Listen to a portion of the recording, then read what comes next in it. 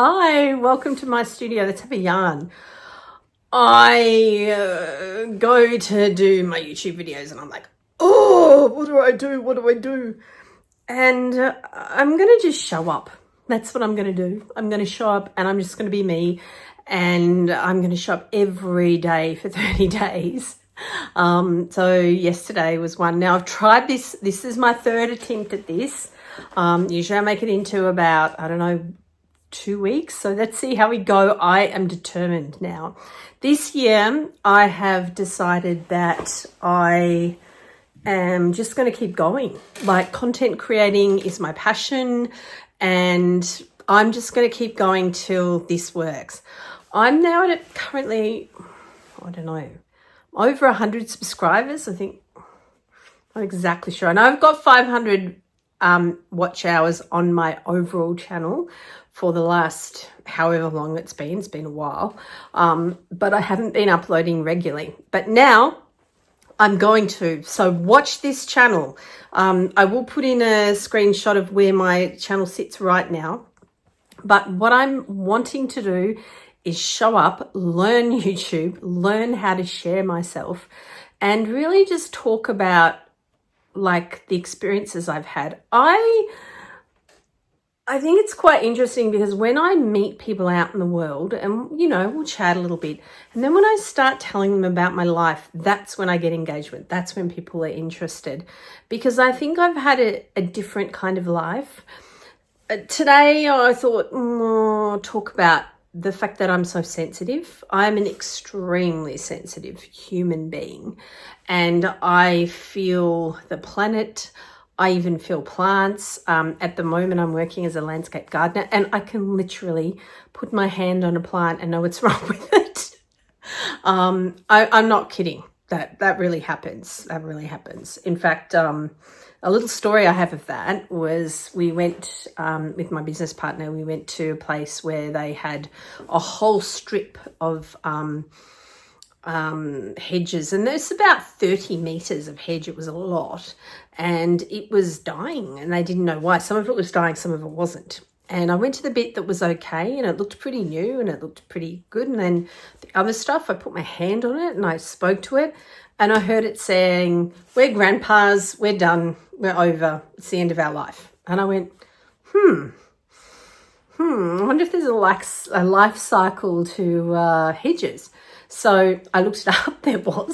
I looked up this particular plant and its life cycle was 20 years. I asked them, can you tell me how old the plants were? This is the people whose job it was. And they said, oh, they're not very old. And then she came back and said, no, they're 20 years old. And I'm like, guess what? That's their life cycle. I didn't tell her how I knew that. I didn't tell her that I got it from the actual plant.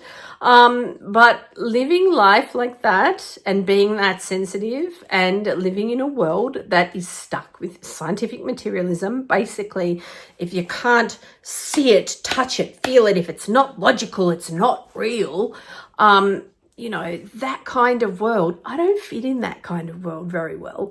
And I've had to create a life that is around me and my sensitivity. And part of my sensitivity, maybe I was born with it. I don't know.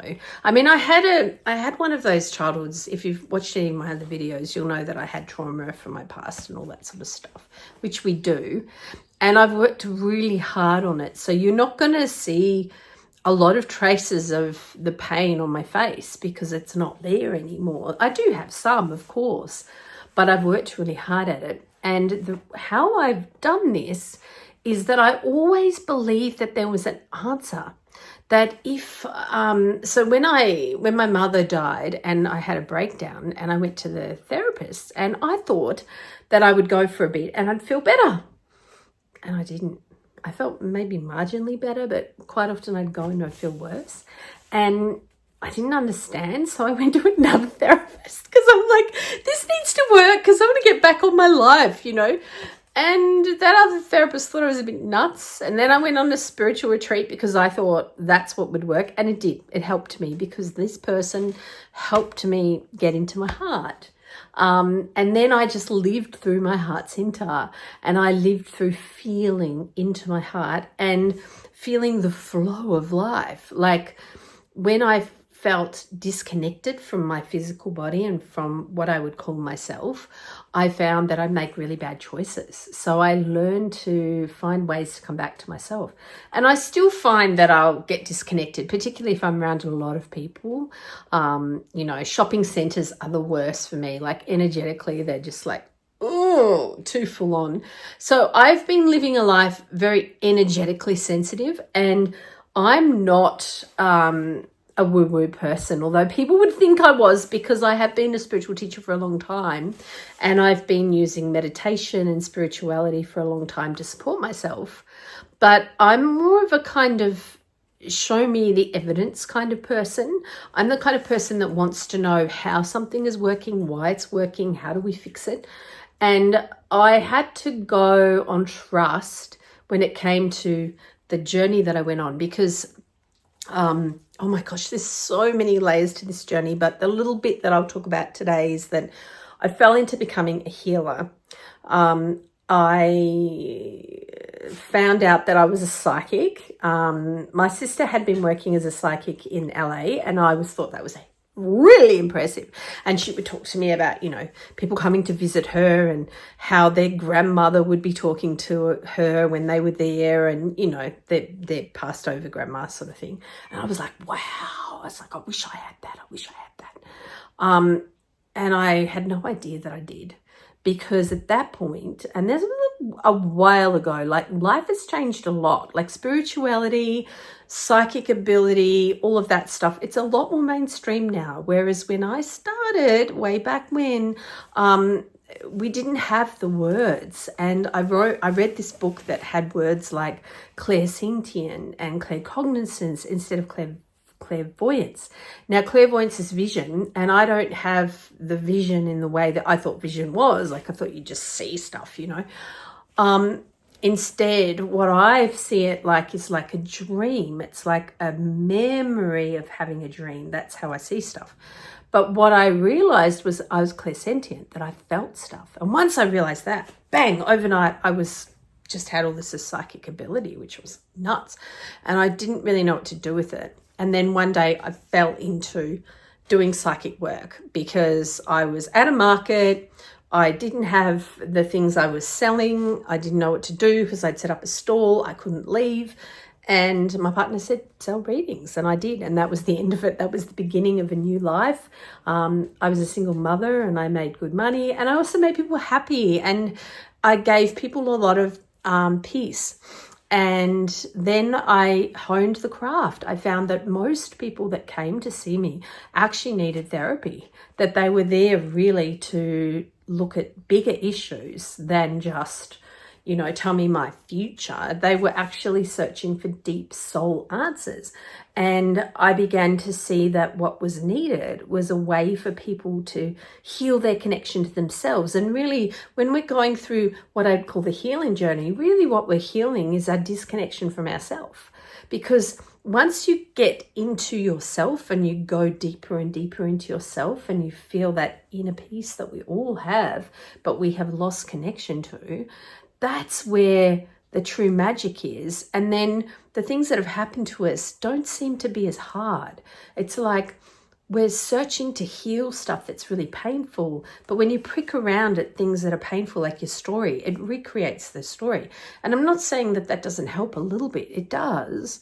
But it's actually really important to reconnect with the self as a really strong method of healing. It's something that I've been working on for a long time.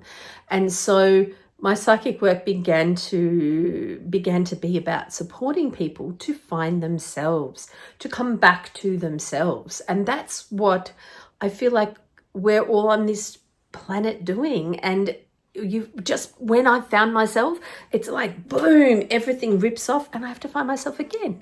And you will see, if you look down in my videos, I look very different than I did, several years ago, because I'm a different human being to what I was then. The fundamentals are similar, but I transform as a human because I am learning about myself, and the deeper I go, the more I change. And I think that's true for all of us. But in order to really dig into yourself, it takes a lot of courage, because you have to go beyond the surface.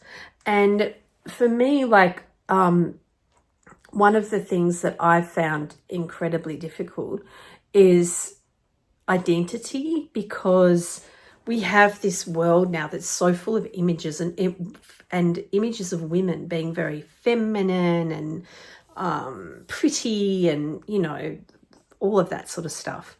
And then it's very much a youth culture, and I heard that for a long time, but until I was in my 50s, I really didn't understand it, because I didn't understand how much people look through you when you're in your 50s. Like, not everybody, and I am also finding that, when you're in your 50s and 60s, 70s, 80s, you have extraordinary knowledge that you have learned. And we have such an incredible resource. And those people that know that, and they'll come to you. And so with my grey hair and a few of my wrinkles, they actually get me work, because people know I know what I'm talking about. They know I'm going to do a good job for them, which is quite interesting, And so I guess for me, like, also, like, in terms of age and things like that, like, I thought I would just find myself and that would be it. But the layers keep going, because I keep changing. And as I feel into myself more and more and more, the piece gets stronger. But I'm like, well, who am I? Like, am I just super girly and feminine because that's what I've been asked to show? And that was true, yes. My kids actually came to me and said, we don't mind you being a lesbian mum, because I had my children with another woman, but, we like that you're feminine. And so I took that role on as a mum, but it's not me. And then I also did it for the work that I was doing at the time, spiritual work, and I sort of fell into that flowy clothes kind of thing, but that wasn't me. And I'm now coming back to, in my 20s, where I could wear the same clothes every day. And I have a few clothes that I recycle, and now I'm really happy, because life is more than just what I'm wearing and what I look like. There's so much more to my life, And also, like, one of the things that I'm learning about myself is that it's okay to do many things. Like, I paint, I make things. I'm a sculptor as well. I have been a healer. I now do gardening. I love food. I'm working on my house, painting my house and doing things around the house. And, it's okay to have lots of passions. And in fact, passion is such an important thing. And people are like, oh, what am I going to be passionate about? I think it's just be curious. If you don't have a passion, be curious. Have a look at things that you're interested in, and then, just work on it. Also, an interesting thing, and I think maybe I'll do a whole video on this, is I challenge you that if you are somebody who doesn't have a passion, or isn't somebody that is doing lots of little projects or whatever, and you want to find a passion, turn off any videos. Turn off my video, turn off the TV, don't watch stuff, maybe watch one movie a week, and restrict your social media and watch your brain. Because if you want to be creative, you need to give yourself downtime. You need to give your brain time to do absolutely nothing, so it can reconfigure and learn and just be creative in its own brain, Anyway, there's a big chat about lots of things. Thanks for watching. I'll see you tomorrow or on the next video. See you soon. Bye.